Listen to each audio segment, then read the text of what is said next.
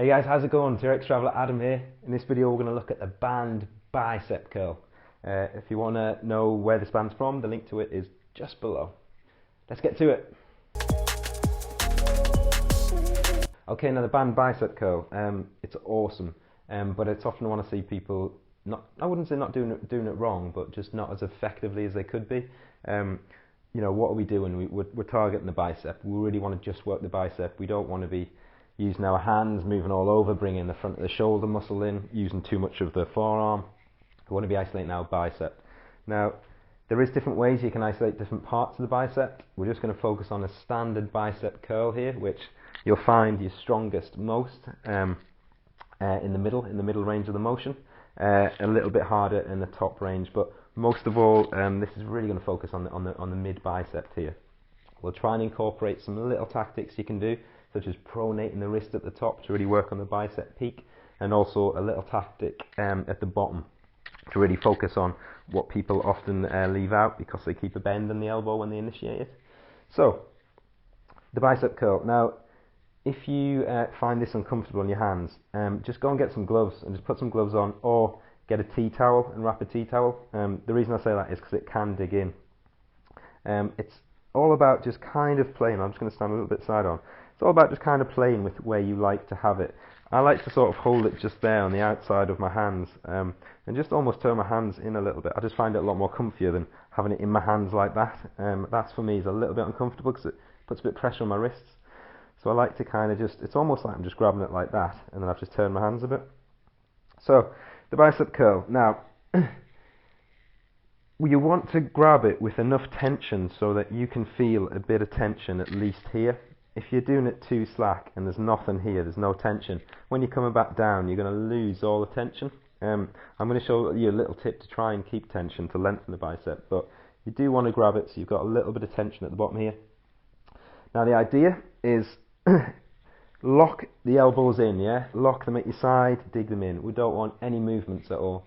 No sort of bringing the elbows up or anything. We're just specifically trying to focus just on working the bicep here.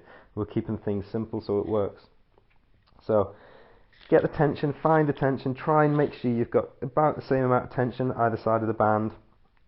As I say, get comfortable, and we're going to explode up. Now you'll notice I'm not retracting my shoulder blades back here, because for me it's just uncomfortable. That, you know, the band's a bit in front, I'm protracting a little bit and I'm locking my hands in, and as long as it's controlled and slow, it's safe. Yeah, you don't always have to retract your shoulder blades back. You know, your shoulder girdle can protract forward as long as you're holding it in a safe position. It can retract. So yes, find what's comfortable, but I would advise you just to protract a little bit, just so you can get. I'm even got a slight little bend in my abs here, just to bring me forward just a little bit. Now I'm going to explode up for 1 second. As I'm at the top here, what I'm doing is I'm slightly pulling the band apart, and what that emulates is a curl and pronating the wrist. And when we pronate the wrist at the top, we work on the bicep peak, so it just means you get more of a full range of motion. Now also, if you notice what I'm doing, look at my wrist. My wrist is slightly bent back. It's not too far bent back because that's a bit dangerous, but it's in slightly what we call a broken wrist position. Now there's no harm in keeping a straight wrist if you want. If you break it slightly though, it's going to stop you bringing in forearm muscle, and forearm muscle will help you curl up, and that means it's taking away the load from the bicep, and that's not what we want. We want to isolate the bicep. So slightly bent position, and I'm curling up for 1, and I'm coming back down for 1, 2, 3, 4, and as I'm getting here, I'm not going to stop, because yes, the argument is if I go any further I lose tension on the band, and thus I lose tension on the bicep. However, what I'm going to do is I'm going to contract my tricep, right? So I'm contracting my tricep at the bottom. Now what's that doing? That's fully lengthening my biceps, yeah? They're fully lengthening now. And because I'm contracting my triceps hard, there's no tension lost in the bicep, because they're being stretched, they're being lengthened.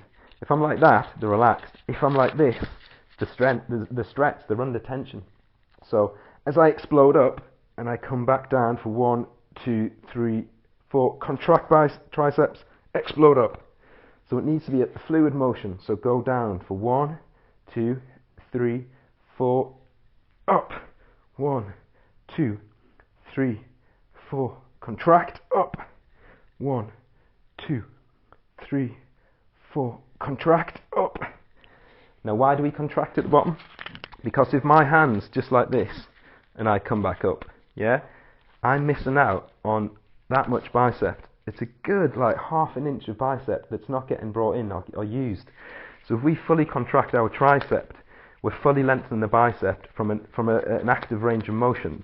So as soon as I begin, all the load is all on the bicep as I come up and pronate round. So the bicep muscle has the ability to take your hand right up. So you know that's like a full range of movement for the bicep. It's curling and then it's also pushing over a little bit here and rotating. So we're trying to incorporate as much of the bicep as possible with this band, as much range of movement and as much isolation.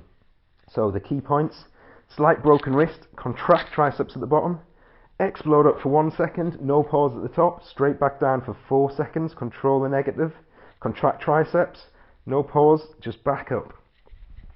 So again, in practice, find a comfortable position, start with the contracted triceps, explode up and down for 1, 2, 3, 4, up, 2, 3, 4, up, 2, 3, 4, up, 2, 3, 4, up. And I can already feel, just after a few, I can feel the blood rush into my biceps there, and the pump is fantastic. So just remember those little key tips: a little bit of pushing out and pronating the wrist at the top, so you pull the band apart slightly. Extend at the bottom, so you do that by contracting your triceps, and a slight broken wrist position, so we know that all the effort's coming from the biceps. You incorporate those with the 4 second negatives, so you keep in tension. I love using bands to constantly keep tension, and you will really feel massively the biceps being worked, much more so than if you just grab the band and just pumping out. I think there's a time and a place for that. You know, maybe a challenger set where you're just going for it and you're losing form of it and you're just trying to get to 50. It's fine, there's a time and a place, but you know, I think we really want to try and isolate the bicep through a full range of movement and in control.